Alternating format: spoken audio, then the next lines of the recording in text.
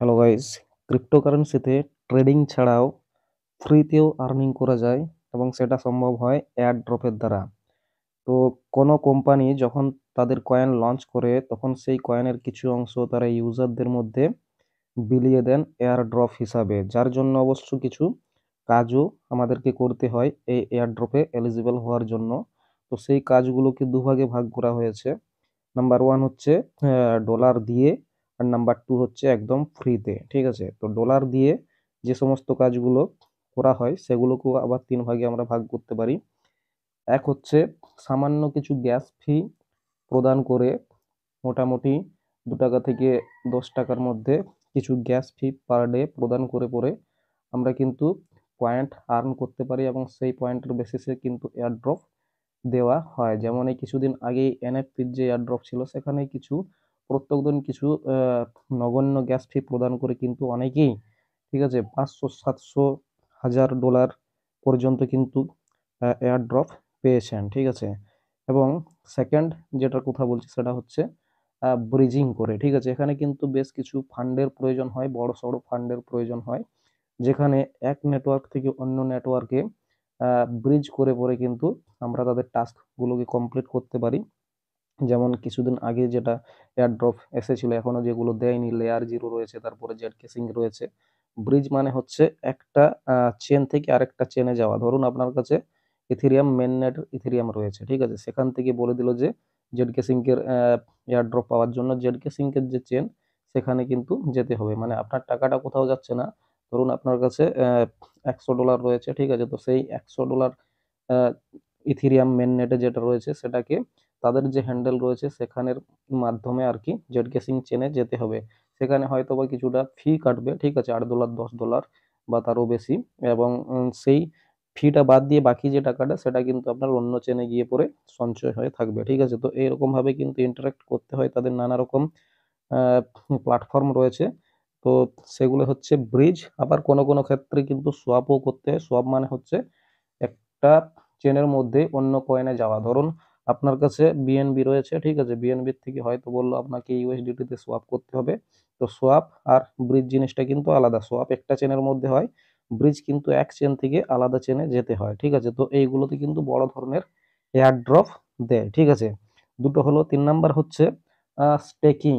তো এই স্টেকিং এর ক্ষেত্রে কি হয়, কোন একটা প্ল্যাটফর্ম রয়েছে সেখানে কিন্তু আপনার যে কোনো কয়েন বলে দিল যে সেই কয়েনটাকে স্টেক করতে হবে। ঠিক আছে, তো স্টেক করে দিলেই তারপরে তাদের মাধ্যমে যে সমস্ত এয়ারড্রপ গুলো আসবে সেগুলো কিন্তু আপনি ক্লেম করতে পারবেন। আপনাকে আর কোনো কিছু টাস্ক করতে হবে না। ঠিক আছে, মানে স্টেক করলেই হলো। তো স্টেকে কিন্তু কাজ কম, একবার স্টেক করে দিলেন আপনাকে কিন্তু আর কিছু করতে হবে না। পরবর্তীকালে যখন তারা যাদের সাথে পার্টনারশিপ করবে তাদের যা যা এয়ারড্রপ আসবে সেগুলো কিন্তু আপনি পেয়ে যাবেন। ঠিক আছে, যেমন এই রিসেন্টলি টিয়া স্টেকিং চলছিল। তো টিয়া স্টেকিং দের জন্য ডিওয়াইএম এয়ারড্রপ কিন্তু দিচ্ছে। ঠিক আছে, তো এইগুলো গেল টাকা দেওয়া। এবারে যদি ফ্রির কথা বলি তাহলে ফ্রিতেও কিন্তু অনেক এয়ারড্রপ দেয়। কোন এয়ারড্রপ কত টাকা দেবে সেটা কিন্তু কেউ বলতে পারবে না। ঠিক আছে, কোনো এয়ারড্রপে হয়তো আপনি অনেক কাজ করেছেন, হয়তো বা $10 দিল। ঠিক আছে, কোনো এয়ারড্রপ বা আপনি কিছু কাজেই করেনি, যেমন ধরুন এনএফপির যে এয়ারড্রপটা বলছি ওখানে কোনো রকমের কাজ ছিল না, শুধুমাত্র প্রতিদিন পয়েন্ট কালেক্ট করতে হচ্ছিল। ঠিক আছে, তো এখানে কিছু রয়েছে, যেমন ধরুন ফ্রি টাস্কের মধ্যে যেমন রয়েছে মাইনিং। সেখানে কিন্তু কোনো রকমের কাজ করতে হয় না, প্রতিদিন কিন্তু মানে কোনো রকমের ফি কাটে না। প্রতিদিন আপনাকে একবার করে তাদের যে ক্রাইটেরিয়া, একবার করে কিন্তু তাদের বাটন দেবে দিতে হয়। ঠিক আছে, যাতে করে মাইনিং স্টার্ট হয়। তো এই মাইনিং করে কিন্তু অনেকে অনেক আর্নিং করেছেন। যেমন এই রিসেন্টলি আইস মাইনিং যেটা দিয়েছিল সেটা কিন্তু ভালো পরিমাণে অনেককে অনেক দিয়েছে। ঠিক আছে, তো সেখানে কিন্তু কোনো রকমের টাস্ক মানে ফি লাগে না। সেকেন্ড, যদি আমরা ফ্রি দেখতে যাই সেটা হচ্ছে গিল্ড। বিভিন্ন কোম্পানি যখন আসে তখন তাদের যে ইউজার বেস বানানোর জন্য তারা সোশ্যাল মিডিয়াতে আমাদের দিয়ে কিছু কাজ করে নেয়। যেমন ধরুন টুইটার ফলো, তারপরে রিটুইট, ডিসকর্ড জয়েন, এই সমস্ত ফ্রি টাস্কগুলো আমাদেরকে দিয়ে পরে করিয়ে নেয় এবং তার আহ, পরিবর্তে আমাদের কিন্তু এয়ারড্রপ দেয়। ঠিক আছে, গিল্ড টাস্কের পরে আরেকটা রয়েছে যেটা হচ্ছে জিলে টাস্ক। সেটাও ওই গিল্ড টাস্কের মতোই, যেখানে কিন্তু সোশ্যাল অ্যাক্টিভিটি আমাদেরকে করতে হয়। ঠিক আছে, তো এই সমস্ত জিনিসগুলো করলেই কিন্তু আপনি ফ্রিতেও এয়ারড্রপ পেতে পারেন ক্রিপ্টোকারেন্সি থেকে, ঠিক আছে। তো এয়ারড্রপ করার জন্য আমাদের কি কি প্রয়োজন সেটা একটু বলে নিই। এয়ারড্রপ করার জন্য আমাদের কাছে মিনিমাম একটা টুইটার অ্যাকাউন্ট, ঠিক আছে, একটা ডিসকর্ড অ্যাকাউন্ট, রেডিট অ্যাকাউন্ট, এই সমস্ত জিনিসগুলো থাকতে হবে, ঠিক আছে। আর ডিসেন্ট্রালাইজ ওয়ালেট যেমন মেটামাস্ক বা ট্রাস্ট ওয়ালেট এগুলো থাকতে হবে। এবং যেগুলো এক্সটেনশন বেসিস হয় সেগুলো করার জন্য আমাদেরকে দুটো অ্যাপস ডাউনলোড করতে হবে। যে কোনো করতে পারি দুটোর মধ্যে, ঠিক আছে। মাইসিস ব্রাউজার, আরেকটা রয়েছে কিউই ব্রাউজার, ঠিক আছে। তো এই দুটো অ্যাপস এর গুণ হচ্ছে কি না, কম্পিউটারে যেমন এক্সটেনশন ডাউনলোড হয় তেমনি এই দুটো অ্যাপসেও কিন্তু এক্সটেনশন ডাউনলোড হয়, অর্থাৎ এক্সটেনশন বেসিস যে এয়ারড্রপগুলো আছে সেগুলো কিন্তু এই কিউই ব্রাউজার বা মাইসিস ব্রাউজার থেকে ডাউনলোড করে পরে আপনি করতে পারবেন, ঠিক আছে, কম্পিউটার না থাকলেও মোবাইল ফোনের মাধ্যমে। তো এই সমস্ত জিনিসগুলো যদি আপনাদের কাছে থাকে তাহলে কিন্তু আপনি এয়ারড্রপে পার্টিসিপেট করতে পারবেন। এগুলোর বাইরেও কিন্তু আরো অনেক কিছু জিনিস রয়েছে যেগুলো যদি সেই জিনিসগুলোর ক্রাইটেরিয়া থাকে তখন সেই জিনিসগুলো কিন্তু আপনাদেরকে অ্যাকাউন্ট খোলা থাকতে হতে পারে, ঠিক আছে। তো আজকের এই ভিডিওতে ডেইলি পয়েন্ট কালেকশনের একটা এয়ারড্রপ বলবো, যেটাতে কিন্তু পার ডে আপনাকে পয়েন্ট কালেক্ট করতে হবে এবং সেখানে কিন্তু একদমই ফ্রি নয়, সেখানে মোটামুটি 2 টাকা 3 টাকা কিন্তু প্রতিদিন গ্যাস ফি আপনাদের লাগতে পারে, ঠিক আছে। এবং এই যে এয়ারড্রপটা যেটা বলবো সেটা কিন্তু বাইন্যান্স ল্যাব দ্বারা সাপোর্টেড, ঠিক আছে, অর্থাৎ বাইন্যান্সে লিস্ট হওয়ার সম্ভাবনা রয়েছে। এবং এই সময় আপনি যদি পয়েন্ট কালেকশন করে রাখেন তাহলে কিন্তু যখন এয়ারড্রপ দেবে সেই পয়েন্টগুলো কিন্তু তাদের যে কয়েন আসবে সেটাতে কনভার্ট হবে এবং সেই কয়েন আপনি ক্লেম করতে পারবেন, ঠিক আছে। তো চলুন জেনে নিই সেই এয়ারড্রপটার ব্যাপারে। তো এই যে এয়ারড্রপ, এটার নাম হচ্ছে কিউএনএ 3, যেটা হচ্ছে বাইন্যান্স ল্যাবের দ্বারা সাপোর্টেড, ঠিক আছে। তো এই এয়ারড্রপটাই কিন্তু আমাদের যে এনএফটি এয়ারড্রপ এসেছিল সেই রকমই পয়েন্ট কালেকশন করতে হচ্ছে। তো এই এয়ারড্রপটাই কিন্তু ভালো রকম কিছু দেওয়ার সম্ভাবনা রয়েছে, ঠিক আছে। তো আপনারা কিন্তু এই এয়ারড্রপটাতে জয়েন্ট করতে পারেন। এয়ারড্রপে জয়েন করার জন্য ক্রাইটেরিয়া হচ্ছে আমাদের কাছে হয় কিউই ব্রাউজার বা মাইসেস ব্রাউজার, যে কোনো একটা আপনাদের কাছে থাকতে হবে, ঠিক আছে। থাকার পর আমি যে লিঙ্কটা দেবো সেই লিঙ্কটা আপনি কিউই ব্রাউজার বা মাইসেস ব্রাউজার এসে পরে পেস্ট করে দেবেন। পেস্ট করে দেওয়ার পরে এরকম ইন্টারফেস চলে আসবে, ঠিক আছে। আসার পর এখানে সাইন ইন রয়েছে, দেখুন সাইন ইনে ক্লিক করবেন। সাইন ইনে ক্লিক করার পর এখানে কানেক্ট ওয়ালেট যেটা রয়েছে কানেক্ট ওয়ালেটে ক্লিক করবেন, ঠিক আছে। কানেক্ট ওয়ালেটে ক্লিক করার পর আপনার কাছে এরকম ইন্টারফেস চলে আসবে যদি আপনি মাইসেস ব্রাউজারে করেন, ঠিক আছে। এবং যদি মাইসেস ব্রাউজারে না করেন তাহলে কিন্তু আপনার উপরে যে 3 ডট দেখতে পাচ্ছেন সেই 3 ডটে ক্লিক করলে আপনার মাইসেস ব্রাউজারে ট্রানজাকশন যাবে, সেটাকে কমপ্লিট করতে হবে। তো এখানে সুইচ নেটওয়ার্ক করতে বলছে। আপনার যদি বিএনবি নেটওয়ার্ক করা থাকে তাহলে এটা আসবে না, যদি না থাকে তাহলে কিন্তু সুইচ নেটওয়ার্ক আসবে, ঠিক আছে। কিভাবে নেটওয়ার্ক অ্যাড করতে হয় সেটাও কিন্তু আমি আমাদের যে আগের ভিডিওতে দেখিয়ে দিয়েছি মেটামাস্কের ভিডিওতে। তো এটা করার পর এবার আপনাদের কাছে এরকম ইন্টারফেস চলে আসবে। দেখুন মেটামাস্কে ক্লিক করবেন, ঠিক আছে। মেটামাস্কে ক্লিক করার পর এখানে পাসওয়ার্ড আপনি যেটা দিয়ে রেখেছেন মেটামাস্কে সেটাকে বসিয়ে দেবেন। সেটাকে বসিয়ে দেওয়ার পর এখানে আপনাকে কানেক্ট করতে বলবে এবং তারপরে সাইন ইনের মেসেজ আসবে। এইটুকু করে দিলেই কিন্তু আপনাদের যে কাজ সেটা কমপ্লিট হয়ে যাবে। এরপর যে টাস্কটা করতে হবে সেটা আমি দেখিয়ে দিচ্ছি। তো গাইজ ওয়ালেট কানেক্ট করার পর আপনাদের কাছে এরকমের ইন্টারফেস চলে আসবে। আমি আগেও বললাম যে এটা বাইন্যান্স ল্যাবের প্রজেক্ট, বাইন্যান্সে লিস্ট হতে পারে, ঠিক আছে। এবং এটা মোটামুটি Q2 এর দিকে এটা কিন্তু তাদের টোকেনকে নিয়ে আসবে, ঠিক আছে। এখানে দেখুন আপনাদেরকে কি করতে হবে, পয়েন্ট কালেক্ট করতে হবে। এখানে দেখুন লেখা রয়েছে received air drop in the future, মানে এই যে আপনি পয়েন্টগুলো কালেক্ট করবেন তার জন্য কিন্তু এই পয়েন্টগুলো তাদের যে কয়েন সেগুলোতে কনভার্ট হবে, ঠিক আছে।